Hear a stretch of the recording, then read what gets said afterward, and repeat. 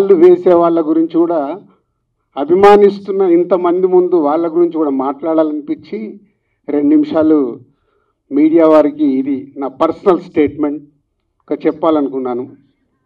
ప్రతి సంక్రాంతికి సినిమాలు రిలీజ్ అవుతుంటాయి. రిలీజ్ అవుతున్నప్పుడల్లా డైరెక్టర్ ఇండైరెక్ట్ నేను కష్టపడి ఎదిగి ఇవాళ ఇండస్ట్రీలో ఈ పొజిషన్లో ఉన్నందుకు ఎప్పుడు ప్రతి సంక్రాంతికి ఏదో రకంగా కాంట్రవర్షియల్ చేస్తూ నా పైన స్టోన్స్ వేస్తూనే ఉంటారు. అది ఆల్మోస్ట్ మీరు అందరికీ తెలియంది కాదు, 7-8 ఇయర్స్ నుంచి నడుస్తూనే ఉంది. సో నేను చిరంజీవి గారు మాట్లాడుతూ వారు ఎంత బాగా చెప్పారు, దిల్ రాజుకు తెలుసు దేనికి ఎలా ఏం చెయ్యాలి అని, ఈజ్ ఎక్స్పీరియన్స్ పర్సన్ అని. కానీ ఈరోజు కొందరు వెబ్సైట్లలో చిరంజీవి గారు మాట్లాడిన దాన్ని ఇంకొకలాగా టర్న్ చేసి రాశారు. అవి 2 ప్రముఖ వెబ్సైట్లే. అంటే మీరు నా పైన ఏదో రాసి మీ వెబ్సైట్ ఇంపార్టెన్స్ని పెంచుకోవడానికి వేరే వాళ్ళు ఎందుకు వాడుకుంటున్నారు? మీకు ఇది అవసరమా? అంటే దిల్ రాజు ఏం రియాక్ట్ అవ్వడు, సాఫ్ట్గా వెళ్తాడు అనుకుంటున్నారా? తాట తీస్తా. చాలా రోజుల నుంచి ఓపిక పడుతున్నాను, ఎందుకు ఎందుకు ఎందుకు అని సాఫ్ట్గా వెళ్దామని.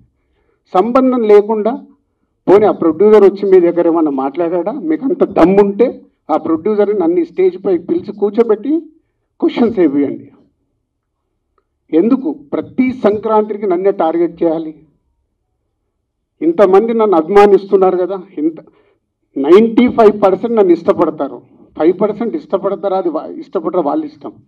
ఒక మనిషిగా నేను అందరినీ సాటిస్ఫై చేయలేను. సాటిస్ఫై చేస్తున్నాను కాబట్టి ఇండస్ట్రీలో నాకు ఈరోజు ఇంత మంచి పేరుంది. మీ అందరికీ తెలుసు, దిల్ రాజు అంటే ఒక బ్రాండ్ బిల్డ్ చేశా. వ్యాపార పరంగా వచ్చే కొన్ని కాంట్రవర్షియల్స్ని మీరు అడ్వాంటేజ్గా తీసుకొని ప్రతి సంక్రాంతికి మీ వెబ్సైట్లు, మీ కొన్ని యూట్యూబ్ ఛానల్స్ కొన్నిటికి వాడుకుంటున్నారు. అది 100% తప్పు. మొన్న జరిగిన ఈ సంక్రాంతి రిలీజ్ల గురించి ఛాంబర్లో మీటింగ్ పెట్టి ఛాంబర్ ద్వారా డీల్ చేసి రవితేజ గారిని కన్విన్స్ చేసి ఒక సినిమాని సంక్రాంతి నుంచి జరిపాం. అది ఎంత కష్టం అది మాకు తెలుసు. తర్వాత ఉన్న 4 సినిమాలు మళ్ళీ ఎవడో రాశాడు, దిల్ రాజు గారు ఏదో తమిళ సినిమా రిలీజ్ చేస్తున్నాడని. ఎవడు చెప్పాడురా నీకు నేను రిలీజ్ చేస్తున్నానని? ఎవడు చెప్పాడు? నీ దగ్గర ప్రూఫ్ ఉందా నేను చేస్తున్నానని ఉందా? ఆ తమిళ సినిమాను కూడా రిలీజ్ పోస్ట్పోన్ చేయించింది నేను, తెలుగులో రిలీజ్ వద్దు అని. మీకు తెలియని న్యూస్లు రాసుకుంటూ ఎందుకు వాడుకుంటున్నారు? ఇందాక నేను అన్నాను కదా, తాట తీస్తాను. ఈజీగా తీసుకోవద్దు. నా పైన ఏదైనా రాస్తే, తప్పుడు రాతలు రాస్తే, మీకు తెలియకుండా కాంట్రవర్షియల్ చేస్తే ఈ రోజు నుంచి నేను ఊరుకోను. ఇన్ని రోజులు నడిచిపోయింది, అది గుర్తుపెట్టుకోండి. 4 సినిమాలు రిలీజ్ ఉన్నాయి. మహేష్ బాబు గారు, వెంకటేష్ గారు, నాగార్జున గారు, దాంతోపాటు హనుమాన్ సినిమాని నేను రిలీజు ఆపాలి అని చెప్పానని రాశారు.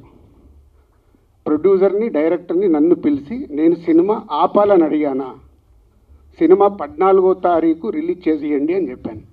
12 మహేష్ బాబు సినిమా ఉంది కాబట్టి 14th చేస్తే మీ సినిమాకు ఉపయోగం, మీ సినిమాకు నంబర్ ఆఫ్ థియేటర్స్ దొరుకుతాయని చెప్పాను.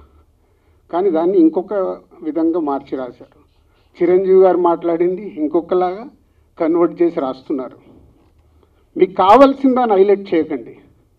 నెగిటివ్ వైబ్స్ ఉండకుండా పాజిటివ్గా బతుకుతే బాగుంటుంది.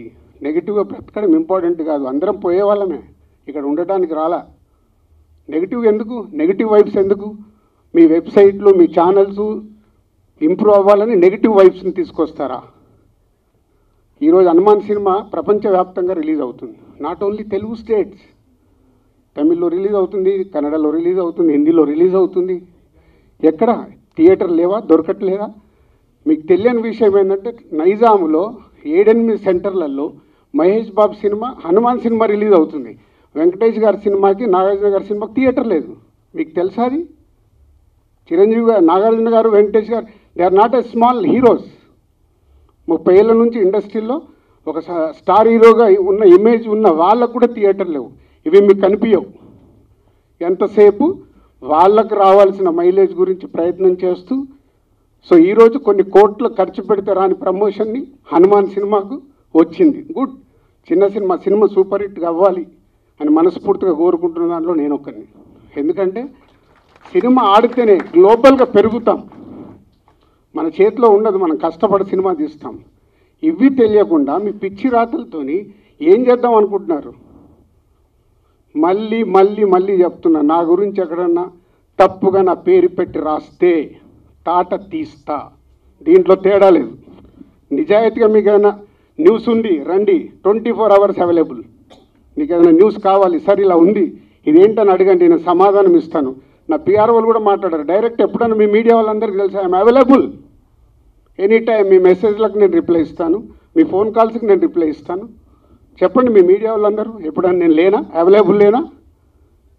దేనికి? మీ మైలేజ్ కోసం నన్ను వాడితే మళ్ళీ మళ్ళీ చెప్తున్నా, తాట తీస్తా, గుర్తుపెట్టుకోండి. అండ్ సారీ అండి, మీ డయాస్ వాడుకోవాల్సి వచ్చింది, చాలా ఎమోషనల్గా ఉన్నా. ఎందుకంటే 2-3 ఫోన్లు చేసి వాళ్ళు బాధపడుతుంటే నా వల్ల వాళ్ళు. థ్యాంక్ యూ రాజు గారు, థ్యాంక్ యూ సో మచ్.